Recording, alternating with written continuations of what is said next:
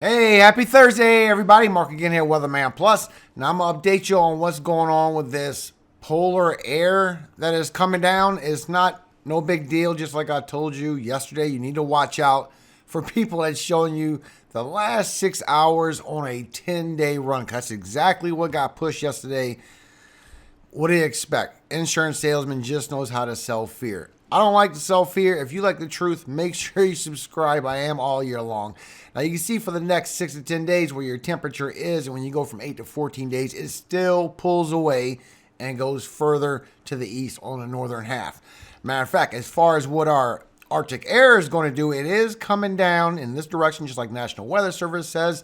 Then it's going to be scooping over in this way. It will not be going straight down Texas.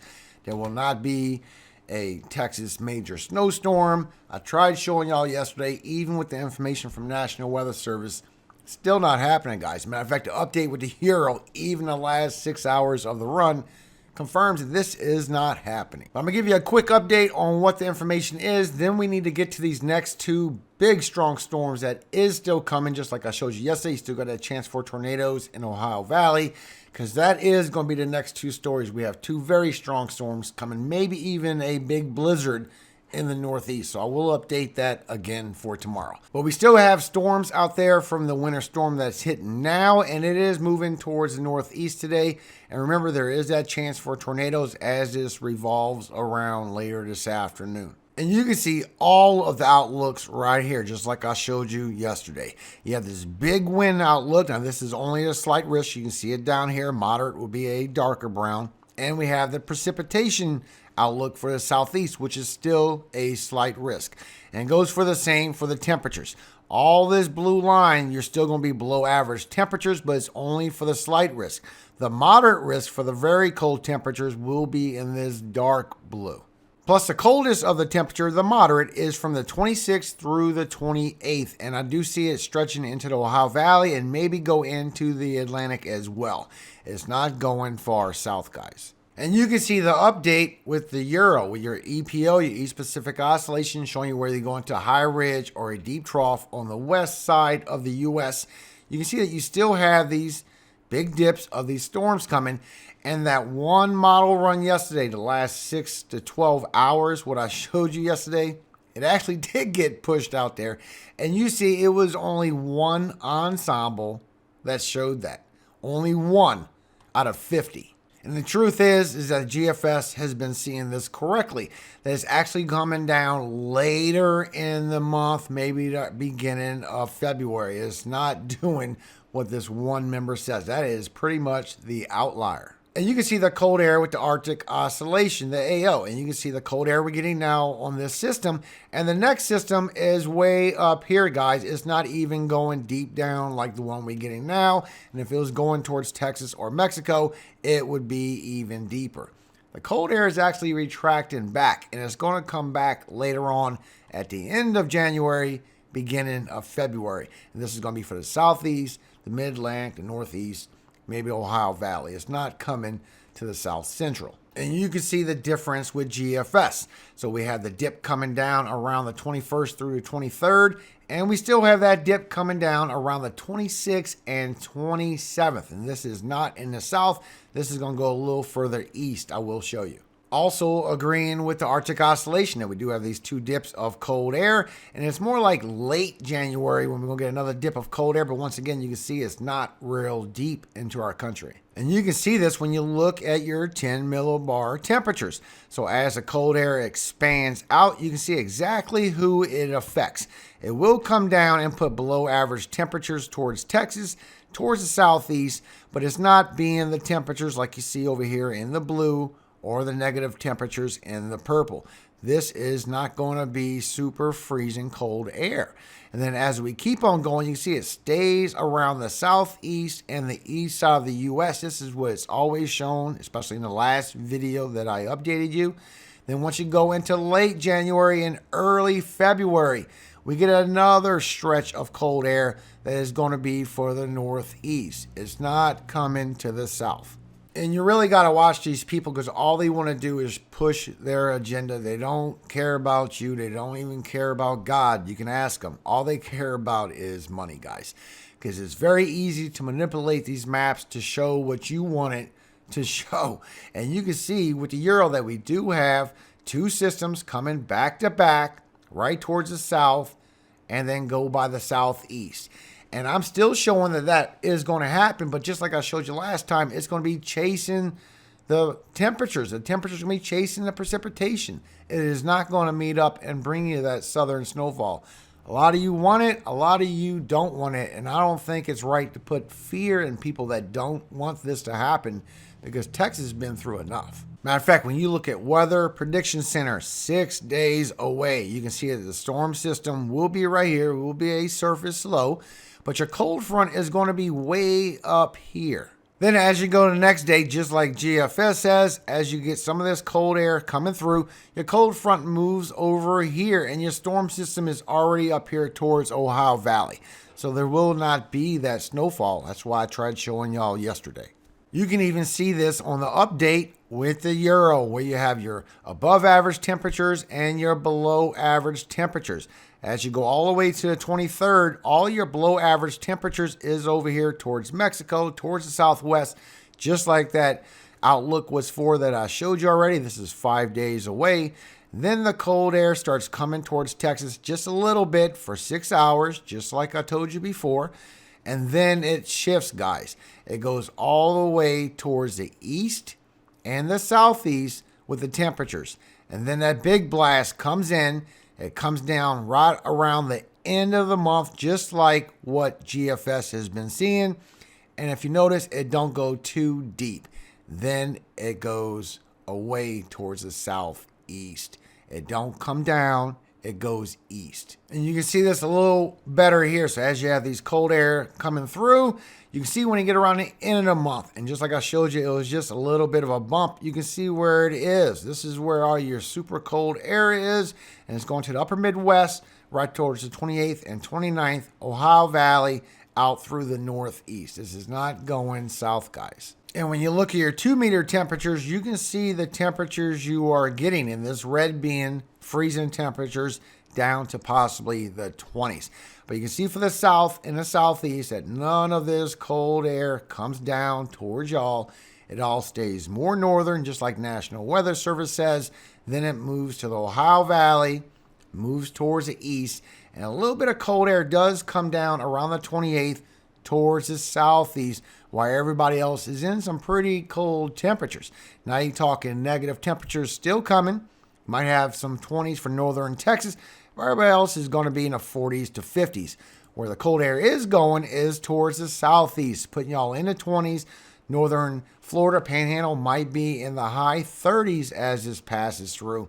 And this is coming from the 28th through the 29th. Not staying long at all because you warm right back up as it goes out through the northeast. And then we're going on a warm up, a little warm pattern for a little while. You can even see the update with the Euro. It's not showing any of these temperatures coming down to the south. There is no polar vortex coming all the way down to the south, bringing y'all major snowfall. This right here is on the 26th. Then you go all the way towards the east. That's where your cold air is coming from, the upper Midwest out to the east. And maybe 10 days away, sneak in a little bit more of negative temperatures. But just like I showed you yesterday, this is literally the end of the run. And it's not showing much at all. Matter of fact, GFS is showing that will go to the east as well. That is the cold temperatures you're going to be getting towards the end of January, beginning of February. But it is bringing some cool temperatures. It's just not bringing that cold polar air. So you can see right here from National Weather Service, all the cold air is going to be in this section. Now right here in this light blue, yeah, you can make it sound bad. You're going to be 40% below average of what your temperatures are this time of year, but that don't say much. There's going to be some cold air moving through, but it's not going to be that cold polar air. It's not going to be that snowfall. And you can even see the update with the Euro today, showing that it still might have some of that snow come across northern Texas and maybe turn into a freezing rain event. And that is it. There's no southern snowfall coming this way. And when you look with GFS, you can see that it already moved through, and that's going towards Ohio Valley. It's not going to be much for Texas at all. And that is the same thing that National Weather Service is seeing. So let's check the updates with National Weather Service for this morning. You can see the outlook with the winter storm we have. And then when that next storm system comes, you can see how it goes towards the southwest where the coldest air is. But once it comes over Texas, it's not doing anything but bringing a lot of rain. The snow looks like it's going to be hitting a little bit of Kansas for the hot spot, best potential.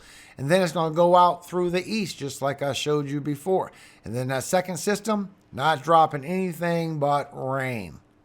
Matter of fact, you can see how much the snow has retracted back in the south from this storm system. And it's going to retract back even more, I believe. This is the end of the run with the Euro. When you look with the GFS, you can actually go 11 days out and see that some snowfall might drop for Mexico or maybe even for Texas. Once again, I agree that this more than likely will not happen because where I see these temperatures going. However, just like I warned you yesterday, I'm warning you today, the same person that's showing you this southern polar air for the last view of the run, this is 11 days out. You might see this today also. GFS might be praised just to keep that agenda pushing. Don't believe this. It's 11 days away. But you can see with the Canadian also that it is bringing a lot of snow, even all the way maybe towards western Texas a little bit. But then it's going up on a higher ridge just like I showed you yesterday. Even the control member for the Euro has changed, guys. From January 16th all the way to January 26th, it's not showing much at all. Maybe the panhandle of Texas will get some snow. All your cold air is going to be over the southwest. All this gray right here is maybe an inch of snow, but with your warm temperatures, I guarantee you won't see this. If it falls, it's going to turn to rain. But just wanted to give you a quick update, let you know what was going on. I hate it when people don't speak the truth. Now let's get today's winner for the weather station. Felix Stankovicius. I am so sorry I chopped that up, man. Beautiful name. I've never seen it before. Congratulations. You are the winner of the weather station. So make sure you contact me at this Gmail, Kids Gaming Today. That way I can ship it to you. I need your phone number also so you can get live tracking radar. Can't be no simpler than that. God bless you, brother. Thank you so much for supporting my channel. I hope you do like it.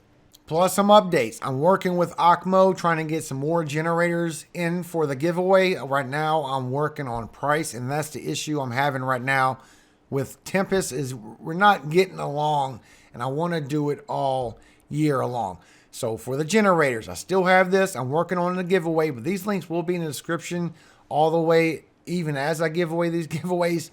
So if you want, you can get your own generator at my discount code, and it comes with solar panels for the smaller section, $500 off. I even have a link for the bigger generator package where you can get up to $800 off. Remember, links are in the description to get one for yourself. But actually, I was thinking about going with Accurite. They're celebrating 80 years. They've been around a long time, and they have these very nice LCD displays where you can see all the information right at your own home. And as you can see, you also can connect it to Weather Underground if you want to look at other people's information and share your information as well. But this is what Weather Underground uses. But you see all the information that you get from this weather station, and you get a nice LCD screen to see all of this information. Very easy to install, guys. And you can see here, it is just so easy. You can put it on a pole. You can put it on your fence to install this. It gives you up to 12 hours of a forecast of the future. But thank you so much for your time today. I just want to give you an update on this cold air. I see a lot of people asking me what's going on with this Texas snowstorm, all this very cold air coming down, and it's not happening, guys. I tried showing y'all yesterday what the truth was, and all you got to do is just listen. Everybody else, they just pushed their agenda. And I showed you yesterday that was literally the end of the run. And people just take pictures of it, tell stories of what it's going to do, and it don't do anything. You can't believe a snake. But today I want to read to you Proverbs 12:17 through 22. He that speaketh truth showeth forth righteousness, but a false witness deceit. There is that speaketh like the piercings of a sword, but the tongue of the wise is health. The lip of truth shall be established forever, but a lying tongue is but for a moment. Deceit is in the heart of them that imagine evil, but to the counselors of peace is joy. There shall no evil happen to the just, but the wicked shall be filled with mischief. Lying lips are abomination to the Lord, but they that deal truly are his delight. Amen. Always try and keep truth in your life every day, all day. That is the best way to be, guys. Don't do any deceit towards your fellow man or woman just to try and get gain yourself, because that is wrong. And God will not let that happen. Above all things, I pray to God that y'all get wisdom. Because with wisdom, you can see these things coming. And it's just so obvious, it's almost like talking to a kid. You can just see what's going on. God bless you all. May you stay very happy. Have a very blessed Thursday. Please open your eyes. All glory does go to Yahweh, our Father in heaven, our God. And I do pray that he gives every single one of you wisdom to see what the truth is. Amen. Hallelujah. Have a very great day today. Tell me in the comments, what do you think about the generators and the other weather station? I really hate being copied, especially when it's a snake.